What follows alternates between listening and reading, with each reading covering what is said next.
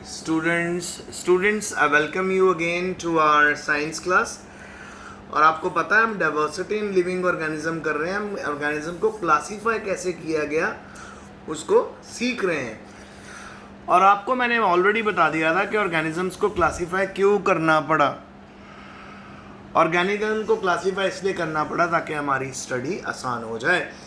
फिर आपको मैंने क्लासिफिकेशन के बेसिस बताए थे, किस बेस के ऊपर हम क्लासीफाई करते हैं ऑर्गेनिज्म को।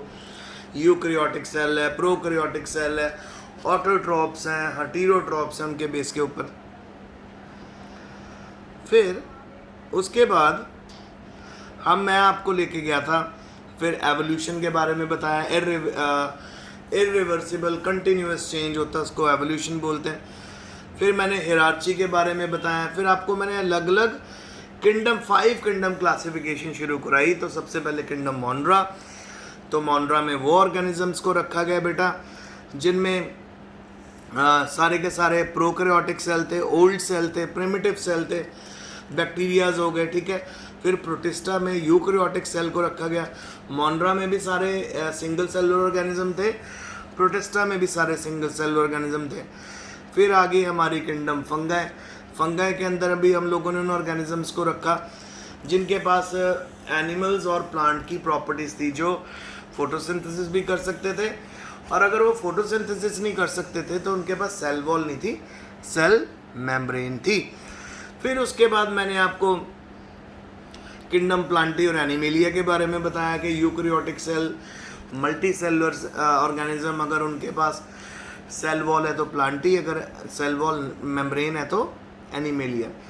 अब ऑर्गेनिजम्स को कैसे डिवाइड किया गया, देखो बेटा। प्रोकैरियोट अगर यूनिसेलुलर है तो मोनरा, ठीक है। अगर यूनिसेलुलर प्रोकैरियोट्स है तो मोनरा। अगर यूनिसेलुलर यूकैरियोट है तो दो भागों में बटा। अगर यूनिसेलुलर है तो प्रोटिस्टा। अगर मल्टी सेलुलर है तो दो भागों में, सेल वॉल के साथ है या सेल वॉल के बगैर है। अगर सेल वॉल के बगैर यानी सेल मेम्ब्रेन के साथ हो, एनिमेलिया। अगर सेल वॉल है और फोटोसिंथेसिस नहीं करता तो फंगस। अगर फोटोसिंथेसिस करता है तो प्लांटी। फिर बेटा मैंने आपको लास्ट लेक्चर में किंगडम प्लांटी को एक्सप्लेन किया था। अब जल्दी से इस टेबल के थ्रू हम किंगडम प्लांटी को रिवाइज कर लेते हैं।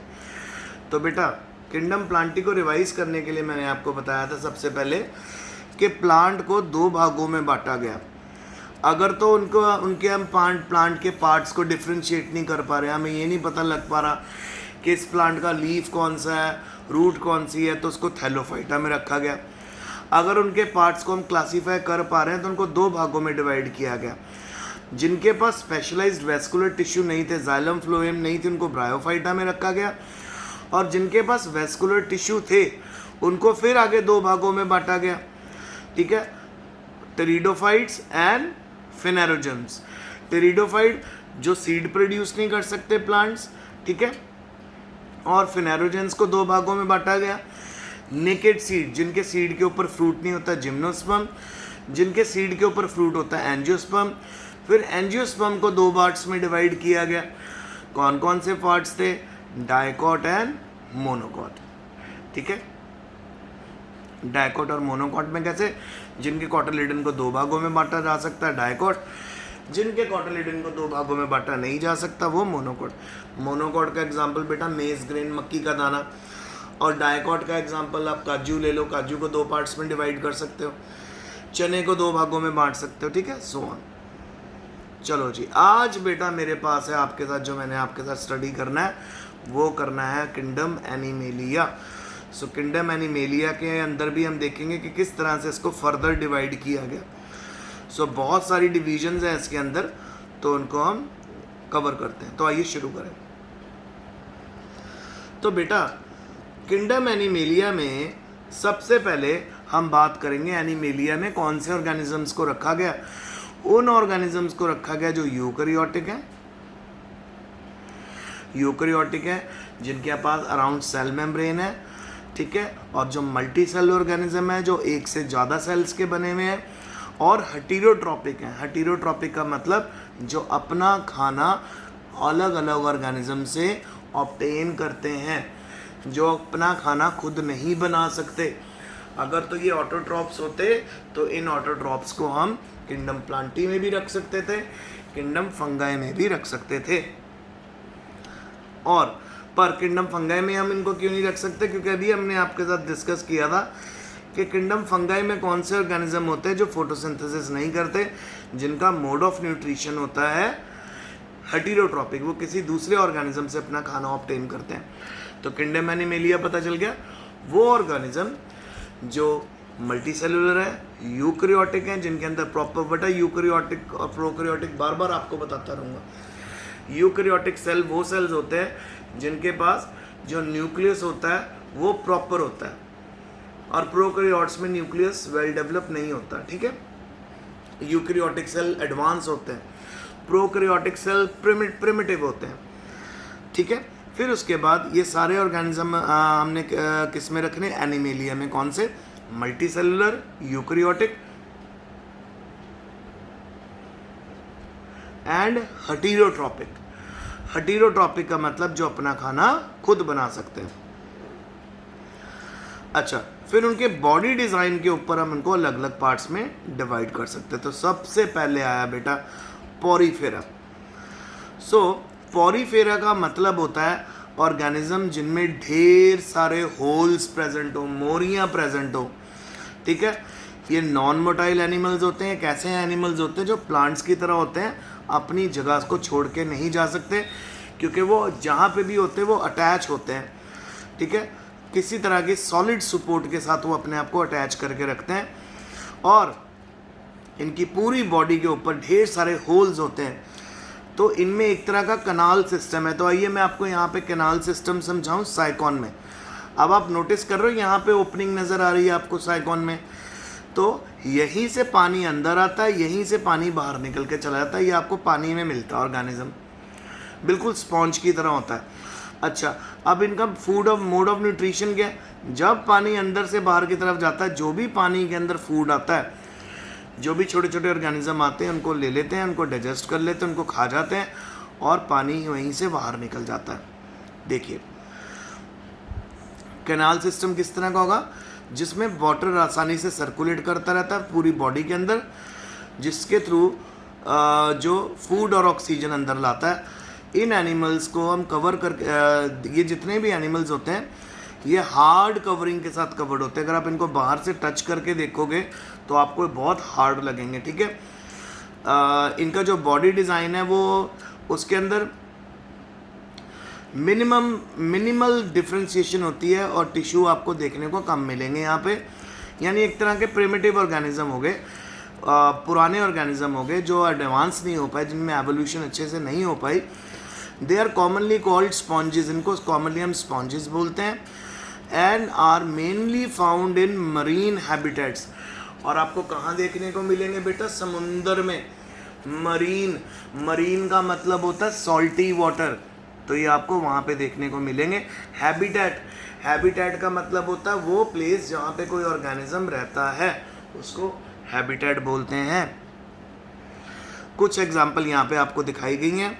एक तो है जी आपका यूप्लेक्टेला, साइकॉन और स्पॉन्जिला, ये सारे पोरीफेरा में आते हैं। इनका बॉडी डिज़ाइन किस तरह का? बाहर से हार्ड, अंदर से सॉफ्ट, और ढेर सारे पोर्स प्रेजेंट होते हैं, और एक कॉमन ओपनिंग होती है जहाँ से वाटर अंदर आता है वहीं से बाहर आता है, इसको कैनाल सिस्टम बोलते हैं। और जब वाटर अंदर आता है तो वो अपने साथ फूड भी लेके आता है, ठीक है। फिर उसके बाद हमारे पास आ गया बेटा, ये था पोरीफेरा, ठीक है। तो पहली डिफरेंशिएशन है, पहली क्लासिफिकेशन है। एनिमेलिया को फर्दर किस में क्लासीफाई किया? पोरीफेरा में। सेकंड नंबर पे आ गया बेटा सिलेंट्रेटा, और सिलेंट्रेटा को में एग्जांपल है कैनेडीरिया।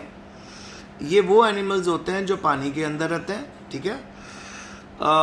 इनके जो बॉडी डिज़ाइन है वो और ज़्यादा एडवांस हो जाता है थोड़ा सा। इनकी बॉडी के अंदर एक कैविटी होती है, ठीक है। जो इनकी बॉडी बनी होती है वो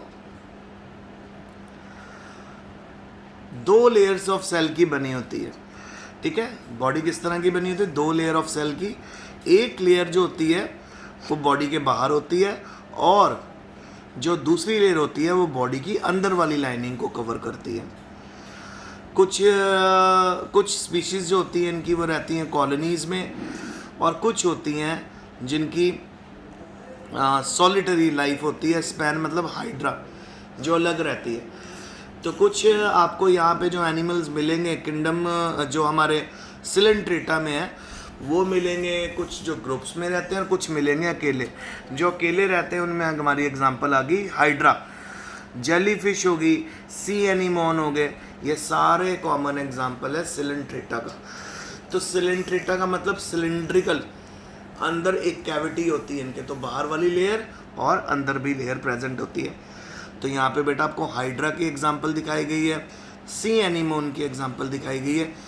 तो देखो बेटा हाइड्रा में आपको माउथ भी देखने को मिल रहा है, एपिडर्मिस बाहर वाली लेयर है, मिजोग्लिया बीच वाली लेयर है, गैस्ट्रोडर्मिस अंदर वाली लेयर है, और गैस्ट्रोवेस्कुलर कैविटी है, ठीक है। और टेंटिकल्स प्रेजेंट हैं जो इसको मदद करते हैं, और स्टिंगिंग सेल प्रेजेंट है जो इसको मदद करते हैं from one place to another जाने में, अटैच होने में। फिर बेटा हमारे पास आ गया प्लेटीहेलमिन्थस। प्लेटीहेलमिन्थस क्या है? ये है जी, इनकी जो बॉडी होती है वो और ज़्यादा कॉम्प्लेक्स हो जाती है। जो ऊपर आपने पढ़ा उसमें इतनी कॉम्प्लेक्सिटी नहीं देखी है हमने, पर प्लेटीहेलमिन्थस में जो एनिमल पाए जाते हैं उनकी बॉडी और ज़्यादा कॉम्प्लेक्स हो जाती है। और इनको दो ग्रुप्स में इन दोनों ग्रुप से ज़्यादा एडवांस होती है वो इनकी बॉडी, और इनकी जो बॉडी होती है बायलेटरल सिमेट्रिकल होती है। That is the left and right halves of the body have the same design, इनकी बॉडी का डिज़ाइन सेम होता है। अब इस तरह के ऑर्गेनिज्म के अंदर बेटा 3 लेयर होती है सेल की, जो with differentiated tissues can be made. इसीलिए इन एनिमल्स को ट्रिप्लोब्लास्टिक बोलते हैं। तो पहले वाले में हम लोग बात करें, अगर हम पॉरीफेरा की बात करें तो उसके अंदर आप कह सकते हो कि सिंगल लेयर। सिलेंट्रेटा में बात करें तो वहाँ पे हमारे पास 2 लेयर, और प्लेटीहेलमिन्थस की बात करें तो कितनी लेयर आ गई? 3। तो इनको एक तरह से हम क्या कह देते हैं? ट्रिप्लोब्लास्टिक ऑर्गेनिज्म बोल देते हैं।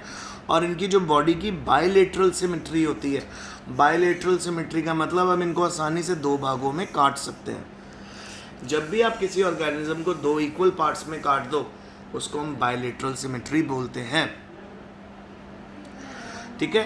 तो ट्रिप्लोब्लास्टिक इनकी बॉडी होगी, 3 तरह की लेयर होगी, एक होगी बाहर वाली लेयर, एक होगी मिडल लेयर, और एक होगी अंदर वाली लेयर। अच्छा क्या करते हैं, इन लेयर से बाहर वाली और इनसाइड जो लाइनिंग होती है वो बनती है। तो एक तरह से आप कह सकते हो इनमें टिश्यूज़ बनने शुरू हो जाते हैं। इनमें पर इंटरनल ट्रू बॉडी कैविटी नहीं होती, सिलोम नहीं होती। जैसे हमारे अंदर ना, हम tube with in a tube organism है, हमारे अंदर ट्यूब चल रही है ना, माउथ, फूड पाइप, फिर हमारा स्टमक, फिर इंटेस्टाइन। तो उस तरह की जो एडवांस डेवलपमेंट नहीं पाई जाती, पर इनमें बॉडी कैविटी आनी शुरू हो जाती है, पर वो अच्छे से डेवलप नहीं होती, ठीक है। और इनमें वेल डेवलप ऑर्गन भी नहीं आपको देखने को मिलेंगे, ठीक है। तो टिश्यू फॉर्मेशन किसी हद तक होता है इसमें, कोई इनकी इंटरनल ट्रू बॉडी कैविटी नहीं होती, और इनमें वेल डेवलप ऑर्गन्स भी प्रेजेंट नहीं होते जो जो हमारे अंदर है। और बॉडी इनकी यूजुअली बेटा बिल्कुल फ्लैट होती है, डॉर्सोवेंट्रल होती है, टॉप टू बॉटम ये फ्लैट फॉर्म में मिलेंगे, which is why these animals are called flat form. इसीलिए इनको फ्लैट फॉर्म्स भी बोलते हैं। आइदर फ्री लिविंग होते हैं और पैरासिटिक होते हैं, यानी नेचर में फ्री लिविंग मिलेंगे, पैरासिटिक मतलब हमेशा किसी ना किसी होस्ट में ये रहते हैं और वहाँ से अपना खाना ऑब्टेन करते हैं। कुछ फ्री लिविंग एनिमल्स लाइक जो हम देखने को मिल रहे हैं, प्लेनेरिया, ये देखिए प्लेनेरिया फ्री लिविंग एग्जाम्पल है। और पैरासिटिक एनिमल है बेटा ल्यूकवॉर्म, टेपवॉर्म। ये ज़्यादातर आपको बेटा सुअर जो होते हैं, जो पिग्स होते हैं, उनकी बॉडी के अंदर आसानी से देखने को मिलेंगे। सो टेपवॉर्म और ल्यूकवॉर्म जो हो गए वो एनिमल्स की बॉडी के अंदर रहते हैं, और जो प्लेनेरिया है वो फ्री लिविंग है, तब पानी के अंदर आपको आसानी से मिल जाएगा। सो ये बेटा मेरा आज का लेक्चर था, आपको अच्छे से समझ आया होगा।